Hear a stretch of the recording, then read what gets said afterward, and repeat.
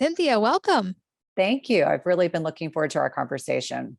Me too. And thank you for being here. This topic is so important. I think there's so much information out there about fasting. And just like the majority of medical studies, a lot of the research done on fasting is done on men. And so Mhm. then we end up with a lot of information that's somewhat unclear or contradictory when it comes to women and fasting. Everything from women should never fast under any circumstances ever to women doing a lot of different types of fasts. And I thought it was really important to kind of cut through some of that misconception and delve into what the science actually says about women and fasting. So to start off, kind of give us an overview about what makes fasting different and unique for women. Yeah, it's a great question and a really important one. And I like to always explain that women are not many men. And so we can't have the same principles. Although I will say that women that are still getting their menstrual cycle have to fast differently than women that are menopausal. So, not that I would ever compare a menopausal woman to a man, but given the fact they don't have a menstrual cycle every month, they generally can enter into fasting without as many kind of restrictions or concerns. But certainly for women that are still getting their menstrual cycle, I would say younger women under the age of 35, I definitely tend to be a little bit more careful, conscientious, and explain to them that the first 3 weeks of their menstrual cycle, from the time that they start bleeding until they're about 5 to 7 days out from their next menstrual cycle, they generally have a lot of flexibility. And so really remaining attuned to, their energy levels, their sleep patterns. I do like to think about the menstrual cycle as a barometer for whether or not their body perceives that this is too much stress. And obviously, our bodies, when we're still at peak fertility years, are really attuned to this very delicate balance between progesterone and estrogen and the perception of, is our body in the right place to be able to conceive a child, carry a child to the end of a pregnancy. And so oftentimes if a woman, for example, is very lean, still at those peak childbearing years, I will caution them about doing daily fasts. I will encourage them not to fast the 5 to 7 days preceding their menstrual cycle. And for women that are a little bit older, getting closer to being a bit more mature, I would say north of 35 and 40, where they're in their perimenopause years, the 5 to 7 years preceding menopause. This is really when taking care of themselves. And this is the sandwich generation. We've got teenagers. We probably have parents who are getting older. We may be at a point in our job where we have increased demands. And so really making sure we're getting high quality sleep, really ensuring that our macros, the protein, fat, and carbohydrates we're consuming are really dialed in, managing our stress. They can also safely fast, but it has to be done, very strategically. Again, I would also say to that group that you want to be mindful of that time preceding their menstrual cycle and not over fasting. I think that's a common kind of misconception, is that women are, really interested in fasting because they want to change their body composition. And I always say too much of any one thing is not beneficial. So you want to be very mindful and certainly very attuned to what your body is sharing with you about how fasting impacts all the other things that we're doing in our lifestyle. That makes sense. Okay, so you mentioned using the cycle as a barometer, which I love that. Mhm. I've always said it's great as women that we actually have this because we can learn Yes. so much about our health on a daily and weekly, monthly basis. But Mhm. what would be maybe some of those signs related to the cycle that a woman isn't responding well to whatever fasting she's doing? Yeah, and so this is really important, and much to your point that our menstrual cycle is obviously a sign of how well our body is managing and mitigating our lifestyle in general. And so it's okay if someone says to me, I either had a later cycle or my cycle was a little longer for the first 1 or 2 months they're doing fasting. So if someone says, I'm in my third month, my period's gone away and I'm not pregnant, if someone says to me, like, I'm getting very heavy cycles, this is a change for me, any significant change with their menstrual cycle, either their cycle is getting too long, too short, too heavy, it's gone away entirely, that's always a sign that they need to make some adjustments. That could be not so much specific to fasting per se, but it could also be nutritional changes that they've made as well. I would say any woman who has less energy while they're fasting, their sleep quality is diminished. Those are definitely signs that body is reminding them that they need to make some changes. So that's typically where I start. And then we kind of re-engineer. It's like, let's look at everything we're doing to try to determine what might be the impetus for why your cycle has suddenly gotten really wonky. But I find most women do really well. But taking into account the fact that if you're at peak fertility years and your cycle goes away and there's no chance you're pregnant, that might be a sign that you need to dial things in a little bit. What is it about that week right before your period starts that makes it not ideal for fasting?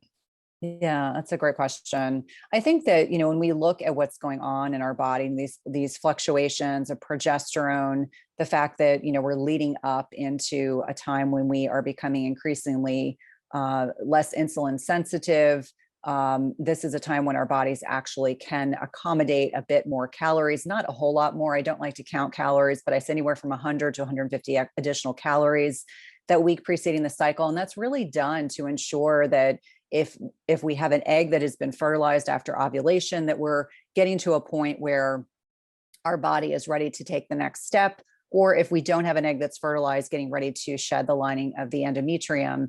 So I always look at it as an opportunity to really support the body in different ways. And so a lot of it has to do with this changes in insulin sensitivity, the need for additional macronutrients, again, not counting calories, but just being attuned to that. And the fact that this is a time when people, if they're going to experience PMS, sleep disturbances, et cetera, it's a time when we're a little bit more susceptible to additional stressors. And we have to think of intermittent fasting as a hormetic stressor. It is, this very fine balance between too much and too little stress in our lives. And that 5 to 7 days, I just find that women do a whole lot better. They generally, if they're more attuned to adding in additional high quality carbohydrates, it'll mitigate a lot of the PMS symptoms that people experience. Got it. Okay. So on that note, what would be some of the important things to remember for how women can start to fast while still having a monthly cycle? What are the important things to know and how can they do that safely? Yeah, I would say, making sure that you are looking at fasting very strategically. If you're still getting your menstrual cycle, from the time that you start bleeding until, day, 3 weeks in, really remaining attuned to how your body feels. I would say starting with removing of snacking. We're a society that's largely conditioned to eat and snack throughout the day. So the first step is to stop snacking. And then the next step is really to ensure that your macronutrients, so when you're putting together your meals, whether it's breakfast, lunch, or dinner, that you're putting together focused on protein, healthy fats, and they could be incorporated together if you're having some animal-based protein, and then being very strategic with your carbohydrates. I'm not anti-carb, but I do like people to consume root vegetables, if you tolerate grains, low glycemic berries over a lot of the prepared foods like breads and pastas and cookies and cakes and things like that. So really being diligent about ensuring that you put those macros together, making sure you've got plenty of hydration. This is oftentimes overlooked. Hydration with electrolytes is absolutely critical if you're going to even think about fasting. And the electrolytes are because oftentimes when people start fasting, they're oftentimes attuned to the amount of carbohydrates they're consuming, and you can get some renal loss of sodium in your urine, which will, as you kind of deplete these glycogen stores. And so I always say that if you're going to get to a point where you're considering fasting, make sure hydration is really important, sleep, not over exercising, and then really thinking strategically. Like if you finish dinner at 6 o'clock at night and you eat breakfast at 8 o'clock in the morning, you've already fasted 14 hours. And for many people, not eating after dinner, not snacking all day long is really a huge change. So really giving yourself grace to recognize that it may take, 3, 4 to 6 weeks till you get to a point where you really feel comfortable, and then slowly opening up that fasting window. Now, getting back to women that are at their peak childbearing years, I really encourage them, you don't have to fast every day. We know based on study research that even fasting 2 days out of the week confers a tremendous amount of benefits. For the women in perimenopause and menopause, they may have more flexibility to be able to fast daily. And much like everything else in our lives, too much of any one thing is not beneficial. So I get people that will say, oh, I'm at a healthy weight, I want to fast, really do really long fasts. And if you look at the study data, if you look at people like Ted Naiman, who's a physician, he talks about the cost benefit analysis. When you look at really long fast over 24 to 48 hours, unless you have a lot of weight to lose, I'm not sure that there's as much benefit from doing those regularly as opposed to someone who's at a healthy weight. So really looking strategically, being honest with yourself. If you know you have 30 pounds to lose, then perhaps jumping off and doing a longer fast, but starting with slow and steady, making those gains, pulling out the snacking, restructuring your macros is really a great first step. So let's talk a little bit more about snacking, because this is a thing I don't think people think about, and especially in terms of how much we actually snack often without even realizing it. Because most people, I think, assume that they eat 3 times a day when they eat meals. And when they actually studied this, if I'm remembering correctly, it was 17 times a day that the average person eats, because anytime you put a caloric food in your mouth, it counts as a caloric event and your body has to deal with it. And so most of us are like, truly, our livers never get a break. And from my understanding, there's a whole lot of things that happen when you even just take a couple hours break in between meals to let your liver work through that, your digestion change. So walk us through the benefit of even just removing those extra, 14 snacks per day. Yeah, no, and we definitely saw the same resource, because I love saying 16 to 17 times a day with sugar sweetened beverages and food, which is astounding. So each time we eat food, our body secretes a hormone, insulin, to help bring our blood glucose down. And so when insulin is up, you are not in a position to burn fat. And so we want to keep our insulin levels low. So if, for example, if you eat 16 times a day, your body is secreting insulin and it's probably staying elevated. And insulin is a fat storage hormone, versus if you have 3 meals a day and you're not drinking sugar sweetened beverages in between your meals, your blood sugar will rise in response to food. And certainly it's dependent on the types of foods that you're eating. Insulin will help bring it back down, but insulin will remain at lower levels. And when insulin is low, we are able to, in most instances, tap into using fats as a primary fuel source to keep our bodies, well fueled. And there are specific types of fatty bodies called ketones, one of which is called beta hydroxybutyrate. And this is a particularly brain loving form of fuel.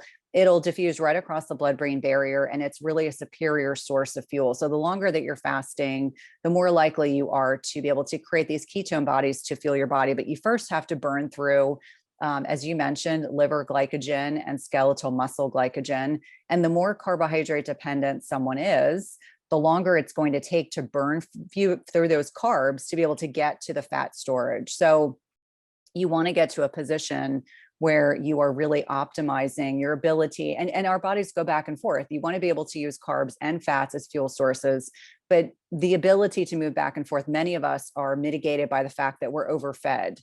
We're in a state of environment where we have been overfeeding our bodies for such a long period of time that they're no longer efficient. They're no longer metabolically flexible. And so when you go longer periods in between meals, like let's say you do 8 hours, you eat dinner at night and then you don't eat again until, 8 to 10 hours later, it starts off with just digestive rest. Which is something that I think many people really don't experience because they're feeding their bodies so frequently. And so you're really optimized. People will talk about less bloating. They don't have as much gas. They're able to have normal bowel movements. Then you move on to, and the longer you fast. So let's say, you fast 14, 16, 18 hours, then you're really tapping into this intrinsic property called autophagy. And this really cool waste and recycling process that goes on in our bodies. It's really how our bodies are designed to thrive, but it gets rid of diseased and disordered cells, disordered mitochondria, which are the powerhouses of our cells. It gets rid of, as I always affectionately talk about, it's like taking out the garbage in our bodies. But if we're eating all day long, our bodies can't run as efficiently and get rid of the toxins, the old cells and debris that we no longer need. So it makes our bodies much less efficient. And you start to think about other things like peaks in human growth hormone, which is one of the hormones that's involved in helping maintain lean muscle mass. Digestive rest is also so critically important in ensuring that we've got, better biophysical markers, blood pressure, blood sugar, cholesterol levels, cholesterol panels. So there's a lot of benefits, but it really starts as simply as digestive rest, giving our bodies an opportunity to digest the food that we've consumed. And there's actually something called the mitigating motor complex that is in our guts. And so it takes about 4 or 5 hours after we eat a meal to literally, it's like a sweeping machine motion that goes on in our guts that kind of pushes debris, cellular debris, parasites, things we've ingested that our body doesn't want. And if you're eating more frequently, you lose out on the ability for your body to really be able to intrinsically get rid of pathogens, get rid of things that our body doesn't need. So I always like to start, people always get focused on the benefits of intermittent fasting. They want to change body composition. They want to lose weight. And I'm like, oh, that's all great. But there's so much more to it. And obviously the digestive piece and the autophagy and peaks in human growth hormone and tapping into a much more efficient use of fuel with ketone bodies is one of many reasons that I'm such a huge proponent of it. And I'm so glad you used that term overfed as well, because I think an important distinction here is, some women have been told like fasting is going to hurt your body and mess up your hormones and are so resistant to the idea of fasting. But often when we're talking more about like the time restricted feeding and eating side, we're not even talking about what would be technically considered fasting. We're really just talking about getting back to our natural eating windows that we would have had biologically up until modern times with modern light and modern snack foods at 11 o'clock at night. And so I think that's an important reframe to realize, like, even if you don't think you're ready for what you might consider like true extreme fasting or water fasting, there is a difference between that and just getting back to normal circadian biology and letting your body, like you said, have that natural time to detox. You also mentioned autophagy, which I love delving into this because all these cleanses and detoxes have become so popular. And I feel like we ignore that our body has these natural mechanisms that are designed to do an even better job. And just like so many aspects of health, often it's not additive, it's simply getting out of our own way. And to me, that's what we're talking about with autophagy. So for women specifically, what is kind of that sweet spot for autophagy without like tipping the line into too much cortisol or pushing that stress response? Yeah, I think this is highly bio individual. And so this is a question I get asked a lot is like, when does this kick in? And autophagy is balanced out with this other biological process called mTOR. And the way that I look at it is that we're never really out of both entirely. Like autophagy is kind of always behind the scenes, but it really doesn't ramp up to the level that we want it to be at unless we are not eating constantly. So when I think about women, I always tell them that even if you fast for 12 hours, 13 hours, 14 hours, you're still getting lots of benefits. So I think sometimes people want to split hairs. They're like, I have to fast for at least this many hours, otherwise there's no autophagy. And I remind them, it's much like anything. It's really remaining attuned to where your body is in time and space. And so for some people, they can effortlessly fast for 18 hours, many days a week, and they feel great. Other people are very attuned to their bodies and they'll say, there's one day out of the week where I was really, really hungry. And so I'd only been fasting for 15 hours and I broke my fast. And I was like, that's fine. Actually, I prefer you do that than to suffer through, several hours of being miserable. And for me, I wear a continuous glucose monitor and a lot of my patients do as well. And I'll say to them like, if your blood sugar is 64 and you're really hungry and you're getting cold, go eat. You are not going to get a medal for fasting the longest. Like that's not the perspective that we're trying to come from. So I think from, if you look at the research, if you really delve into it, 24 hours is really drives up, but that's not realistic for most people most days. So I tell them, aim for 16 hours, you're going to get a lot of benefits there. How's your sleep? How's your energy? Did you get through your workout? Are you really grumpy? Are you cold? Those can be signs that your body is trying to tell you it's time to break your fast. We're not, at least most of us are not out in the wilderness foraging for our own food. We have the ability to, either go to the farmer's market, go to the grocery store, open up our refrigerator, and you can certainly, break your fast earlier. So I think a lot of what I try to instruct and teach people to do is to really remain attuned to their bodies. Unfortunately, we're in a society where we have numbed ourselves for so many years that we don't recognize true intrinsic hunger. And I think for many people, feeling hungry, like true intrinsic hunger, is something that they're so disconnected from that there's this period where they really have to literally get comfortable with that sensation, and reminding them that hunger is very cyclical and that the longer they fast, meaning the longer they've been fasting, they get these counter-regulatory hormones that will be secreted that will kind of suppress some of those hunger cues. Like I think for most of us, when we get up in the morning, we're not hungry. And so it's maybe a few hours later that we'll get a grumble in our stomach and we're like, okay, let's have some water. Let's, get some coffee, some green tea, and then go about our days. And I think that's clearly how our bodies are designed to thrive. We're not designed to get up, shove in a donut and then, get this huge insulin spike and blood sugar spike. And then it comes back down, they get hypoglycemic, and then they're searching for like the next sugary food they can eat. And they start this vicious cycle throughout the day. Absolutely. And that concept of learning hunger is so important. Like you're right. I know especially because one of the times you should not be fasting is during pregnancy and nursing. And I had been pregnant and nursing for 9 years straight. And so I had kind of not learned those natural hunger cues for a long time, because obviously in that point, it is very, very important to fuel your body. And so and you have a baby sitting on your stomach. So you don't ever really feel hungry the same way. And when I started intermittent fasting, I got to learn what that feeling was. And you do, like you said, you get used to it, and then it becomes a really important cue. And I'm really glad you also talked about people listening to their bodies, because if you had a really bad night's sleep and you were up with a baby and you already know your glucose response is going to be out of whack because you didn't sleep well, and you're hungry at 9 a.m. and you want to eat protein, then absolutely you should listen to your body and do that. Especially, if you've got all these lifestyle factors like kids running around and you're taking care of other people. I would love for you to talk more about what are some of those lifestyle factors to pay attention to if we're going to fast. Like, what cues should we be paying attention to know when fasting is better or worse on a given day? Yeah, I want to acknowledge that you mentioned not fasting while pregnant and breastfeeding, because this is really critically important. It's really the one time in our lives where we are nourishing and growing another human. And I just see a lot of misinformation on this specifically. So I'm so grateful that you brought that up, because I'm completely in alignment with that as well. But things that I instruct people to really be mindful of: if you're tired, like if you wake up from sleeping all night long and you get up and you're exhausted, you need to remain really attuned to that. If you don't have the energy to get through a workout, if you, the menstrual cycle changes that we kind of alluded to, certainly if your hair is falling out, if you are noticing that, you're cold all the time, and that could be just related to low blood sugar. It could be an underactive thyroid. There are a lot of different things, but it could be a sign that something else is going on. I generally don't suggest fasting for people that have an active disordered relationship with food, whether it's binge eating, anorexia, or bulimia.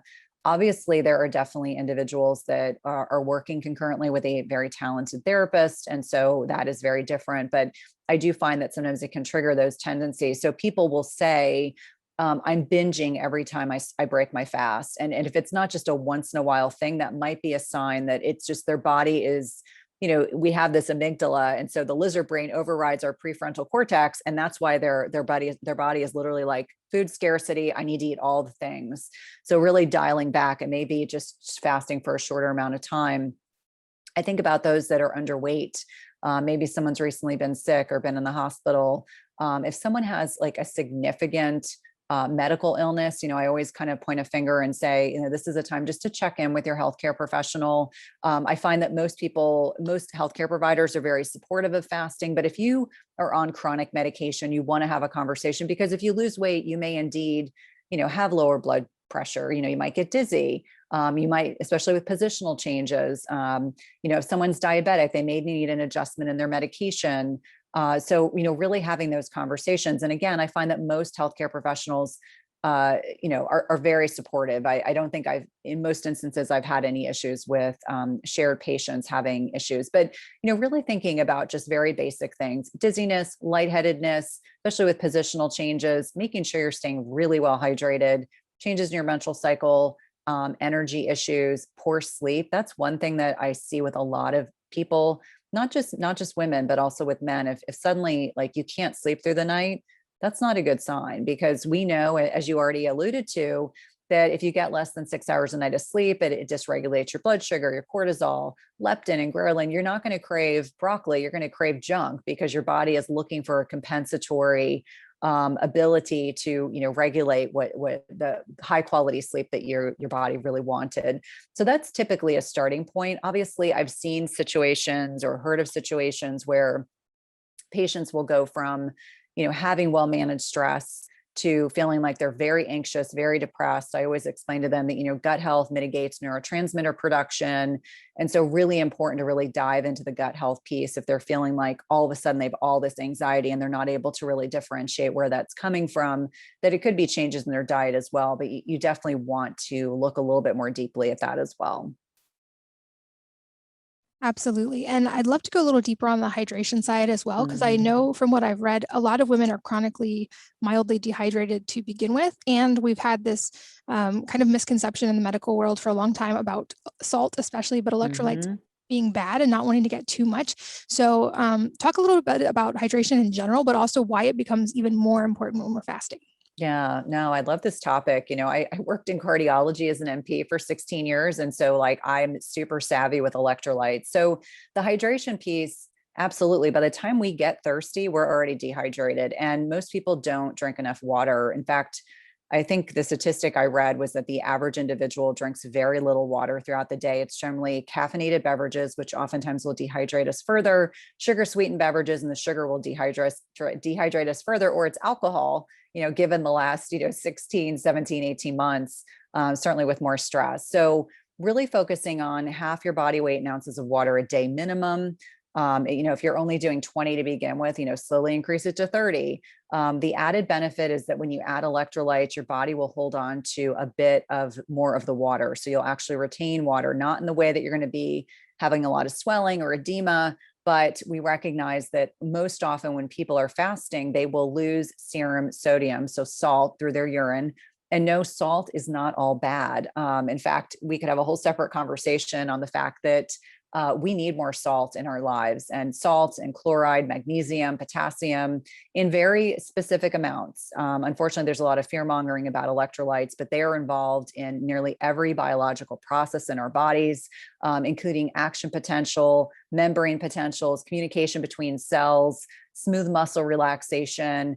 And I do find that sodium and chloride are obviously a little bit separate, but if you can get your magnesium levels where they need to be, potassium almost always will also be at therapeutic levels. So finding a high quality electrolyte replacement, obviously during a fasted state, you want something that's unsweetened. There are nice products that are junk free that are out there. There are a couple brands that I generally will, refer people to, that I'll say, if you're going to have a stevia sweetened electrolyte, these are a couple brands that are clean. You really want it to be minimal ingredients. You don't want to be consuming sugar sweetened beverages while fasted. I am absolutely a proponent of the fact that there's something called the cephalic phase insulin response.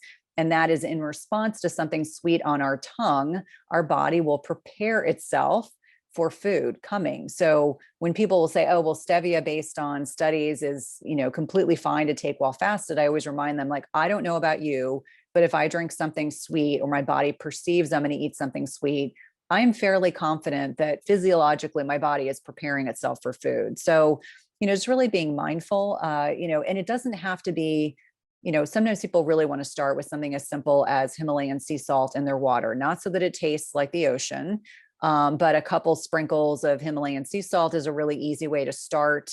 You can throw that into a 20 ounce of water, glass water bottle. I'm a huge proponent of visual cues. If people are struggling to remember to drink, it's like, okay, I weigh X pounds. If I need half of that in ounces of water a day, I need to drink 3 of these a day, and just sipping it throughout the day. It doesn't have to be, guzzling it all at once.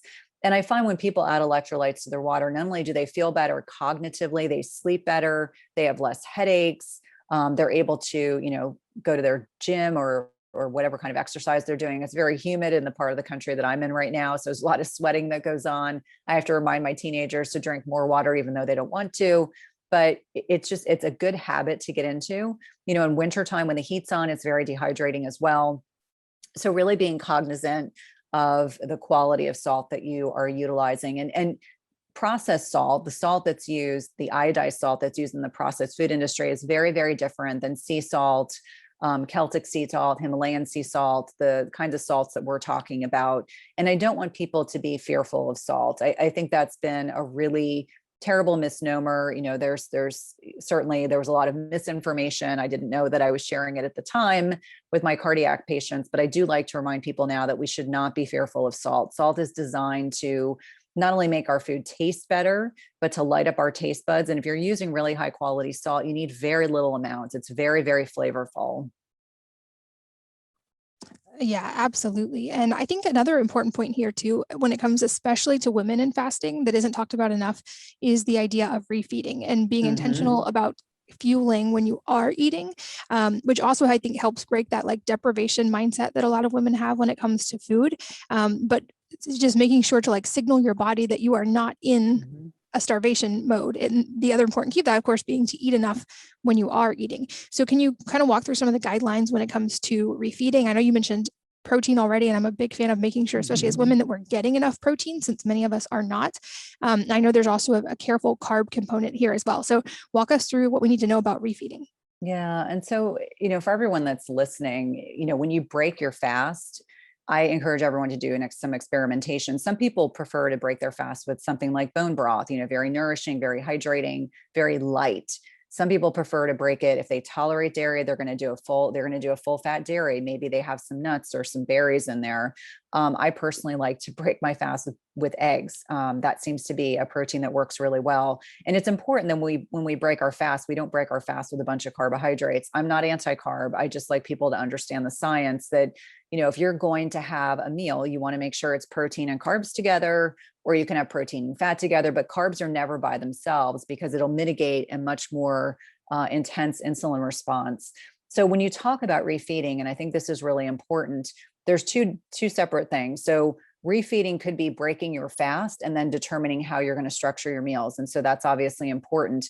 I also think it's important to have a day where you kick yourself out of ketosis. So if you're predominantly using fats as a fuel source, you want to be in a position where you're reminding your body you're not starving, and either having a day where you have a 12-hour feeding window. This is once a week that I will typically do this, a 12-hour feeding window where you're going to have 3 meals, either more protein or maybe more carbohydrates. I do better with more protein on a day like that, but you're reminding your body you're not starving. You kick yourself out of ketosis. Your body's becoming more efficient and flexible. But as it pertains to most days that I'm fasting or I'm instructing people to fast, really thinking strategically about protein, ensuring that every meal has got depending on whether it's beef or pork or chicken or fish or whatever it is that you enjoy, eggs, protein is the most satiating macronutrient. We really want to be aiming. I always say you want to be thinking about 30 to 40 grams of protein in a meal at a minimum, because that will help with satiety, hunger. Protein, you want to hit these certain values to ensure you're hitting muscle protein synthesis. One of the things that I've become more aware of as I've been getting more mature. I was just talking to someone this morning and I said, I think that's the new term I'm going to use, more mature. As I'm getting older, really thinking strategically about muscle protein synthesis. And the way to go about doing that is getting enough protein into your diet so that you can really generate healthy muscle tissue. The more muscle tissue you have, the better glucose disposal you have, the more insulin sensitive you will be, which is what you want to aim for. So when you're putting meals together, thinking about that type of protein, and sometimes in some instances, if you have a piece of salmon, it already has plenty of healthy fats. So you don't need to add like half a avocado. You don't need to add 5 handfuls of nuts. You don't need to add 5 pats of butter. And then thinking about primarily non-starchy vegetables as a good starting point. I eat a lot of salad with my protein. That seems to work really well. Being strategic about non-starchy vegetables. Your body needs the protein, fat, and fiber, really critically important. And then when you're thinking about carbs, depending on what life stage you're in, if you are breastfeeding, if you're pregnant, obviously you want to be you have more ability to tolerate more carbs. If you're north of 45, if you're menopausal, your carb portions are going to be smaller. That is, we know we become increasingly more insulin resistant as we get older. Part of that's related to less muscle mass, which is why it's so important to consume plenty of protein to, maintain that muscle mass and lift weights. So really thinking strategically about your meals. And the question I always get, well, do I ever eat sweet potato? Do I eat root vegetables? Do I eat grains? Yes, I do, but I generally do it on days where I've worked out a particular way. I've lifted weights. I've had a more intense day. A lot of other days I'm generally low carbish. And this is not to suggest that everyone that's listening has to be low carb or ketogenic. That's not what I'm saying. I think we just have to be mindful and strategic about our carbohydrates. We are a culture that has oftentimes too much focus on carbohydrates, not enough on those healthy fats and protein and fiber. And so really thinking about carbs last, like really genuinely thinking about that carb piece last. Not that it's not important. Each one of us has a different carb tolerance. If you're wearing a continuous glucose monitor, you can monitor your response. Or if you're using a glucometer, you can monitor that response. Or some people are very attuned to their bodies and they can tell when maybe they've had too much carbohydrate because they can feel their blood sugar go up, or maybe they get sweaty, or they have that dip where their blood sugar goes up and it comes down and it crashes. So a bit of experimentation to find out what works best for you and your body. And then just being open-minded. I always say to people that the one thing I've learned is to expect the unexpected, that maybe what worked for me 2 years ago doesn't work for me now. And that's totally okay. Yeah, definitely important to remember. And you also mentioned obviously the differences with women after menopause. Mm-hmm. So for anyone who is listening who's in that phase of life, I would guess there's more leeway with fasting, but what do women need to know in that phase? Yeah, this is the phase in a woman's life where all the lifestyle things that you kind of maybe didn't really worry about in your 20s and 30s all of a sudden become an issue. And by this, I mean, you have to get high quality sleep. And this is actually one of those absolutes. If you cannot sleep through the night, please do not add in fasting, because your body is already at a higher stressed state. So the lifestyle pieces are absolutely critical. So that means 7 to 8 hours of high quality of sleep at night. That means that you're removing inflammatory foods. And I know I kind of feel guilty when I start talking about this, but I remind people that maybe dairy served you until you were 45, and then you have to remove it because your body doesn't react well to it. We know with age that oftentimes we have less of a propensity, less ability to break down lactose. And so maybe it's dairy, maybe it's gluten, maybe it's grains that don't serve you, or alcohol. Alcohol is a huge one. Women in the sandwich generations, it becomes very much the mommy culture. People drink wine at night, and sometimes one glass turns into two, turns into three. There's no judgment, but I just know that that's part of our culture. And so sometimes people will say, oh, I used to be able to drink. Now I can't. It disrupts my sleep. It suppresses melatonin. It spikes cortisol. I wake up at night. I sweat. It's all these things. So removing inflammatory foods, managing stress. And this is not just saying, oh, I'm going to take a bubble bath and light a candle. It is far more than that, whether that's meditation, whether or not it's like the Apollo Neuro, which is like one of my favorite devices. It actually sits on my desk. If you're not familiar with that, it actually does tapping. It was designed for individuals that had PTSD. That's where all the research was done. And now it's, a lot of people are using it just as a way to keep themselves more in the parasympathetic, that kind of rest and repose side of the brain. So really actively, whether it's meditation, yoga, connecting with nature, hugging your husband, your kids, your pet, hugging a girlfriend, those kinds of things are certainly become more important.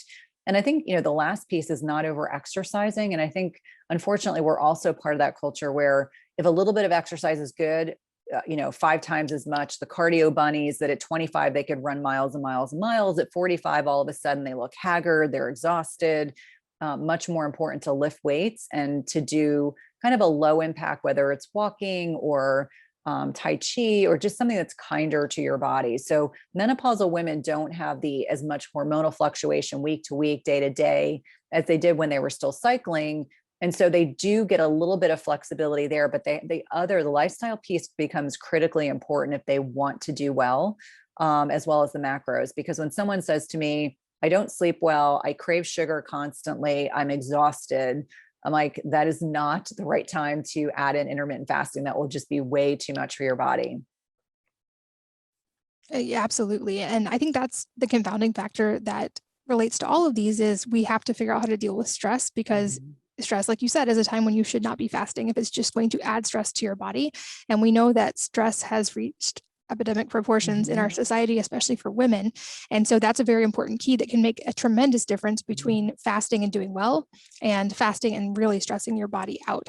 And so I think that's like such a valuable and important starting point for anybody with this is, deal with those factors so that when you start fasting or when you add any lifestyle change, your body's ready to adapt to it. Because to me, the goal has always been, at the end of the day, to be metabolically adaptable. And that includes fasting. That includes being able to rotate macronutrients to handle whatever food I do put in my body. But that doesn't work in the presence of a lot of stress. And that was a key for me. It took me a long time to figure out, is that when your body, like you said, is in that sympathetic nervous system state, it just isn't going to repair and recover. And anything you add in is just going to add further stress. So I know that's a big topic to tackle, but any just tips or advice for women in getting that part under control so that they can fast more effectively? Yeah, I mean, I would say I think it really starts with, we talk about this fight or flight, the sympathetic nervous system. Most people are sympathetic dominant. They're just go, go, go, go, go, go, go all the time. So I think just giving yourself permission to say no. I think that's something that almost every woman really struggles with, because we serve others. We're constantly serving others selflessly. It's the wonderful benefit of being a woman, but it can be a blessing and a curse. So learning how to set boundaries is really critically important. Setting aside, one meal a day, or, a few times a week where you're sitting in silence or just sitting outside looking, not distracted by social media, not with your phone, not with your iPad, not watching TV, because digestion actually starts in our brains. And so I oftentimes like to remind people that if we want to digest our food, we want to detoxify, we want our bile to be, properly regulated, we really do need to be in this parasympathetic state. So getting into a practice of trying to be less stressed when we're eating, not eating on the go. I think the blessing of COVID is that I think it forced a lot of people to slow down. How many of us were like eating on the go constantly because that was the only time, you're sitting in your carpool or doing errands, and you're eating in between errands that you're doing. I think it's also really important just to give yourself permission to go to bed earlier. That is definitely something that has become kind of a joke in my house because I have teenagers. I'm in bed before everyone else. I just have kind of gotten to the point in my adult life that I'm not served well by staying up till 11, 12 o'clock at night.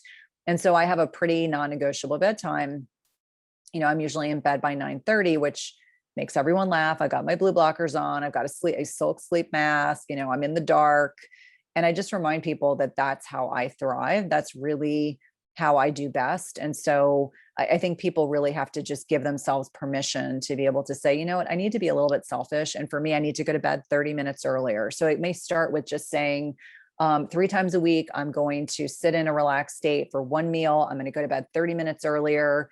Instead of going out and running 5 miles in the morning, I'm going to get outside when the sun is rising. And so we know there are a lot of physiologic benefits with that sunlight exposure, without sunglasses on, kind of, getting that circadian rhythm, regulated. We have receptors in our retina that mitigate the exposure to light, kind of reminds our bodies it's time to get up and get moving.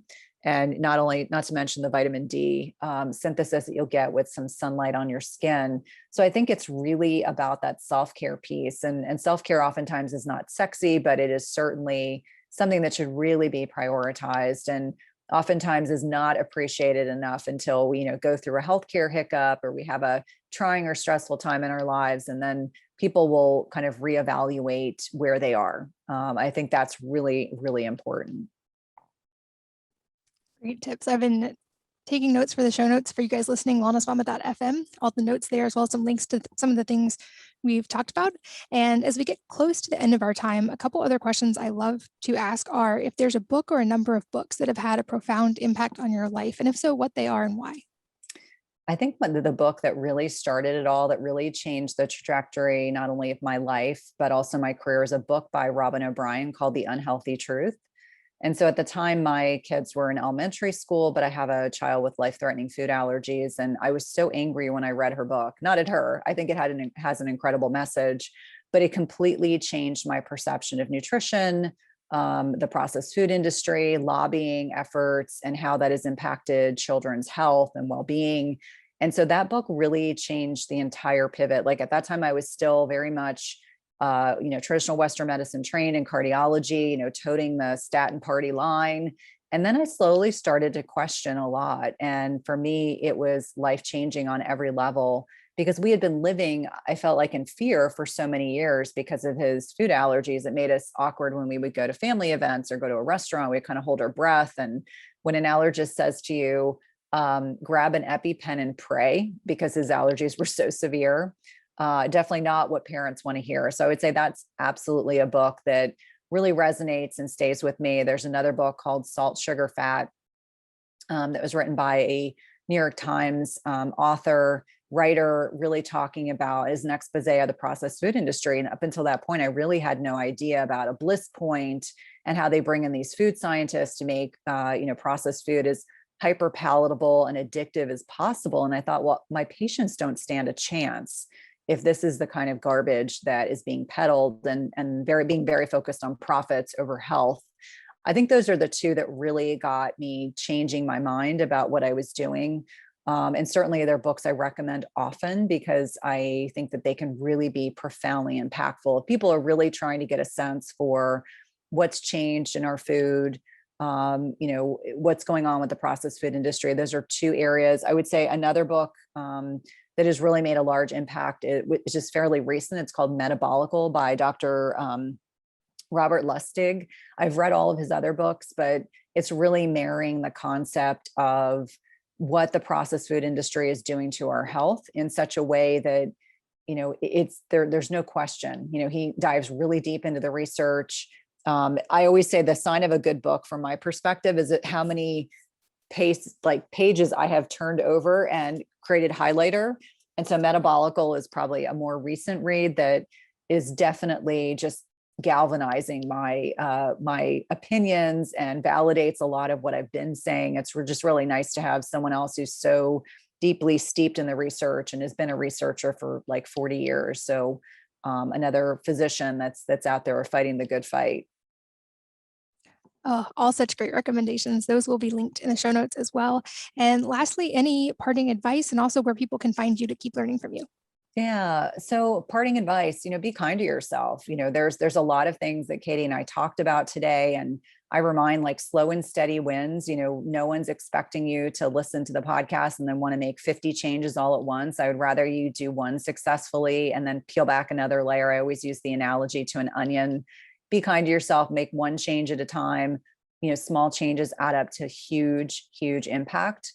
That's probably where I would start. But if you're looking for me, www.cynthiathurlow.com. There are links to all my social media. I'm active on Instagram, YouTube, Twitter, LinkedIn, Facebook as well. And I love connecting with people. I also have a podcast called Everyday Wellness, where I have the ability to connect with really amazing individuals in the health and wellness space as well.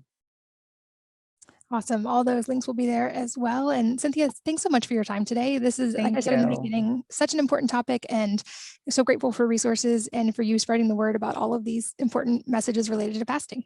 Thank you. Loved our conversation. And thanks as always to you guys for listening and sharing your most valuable resources, your time, your energy, and attention with us today. We're so grateful that you did. And I hope that you will join me again on the next episode of the Wellness Mama podcast.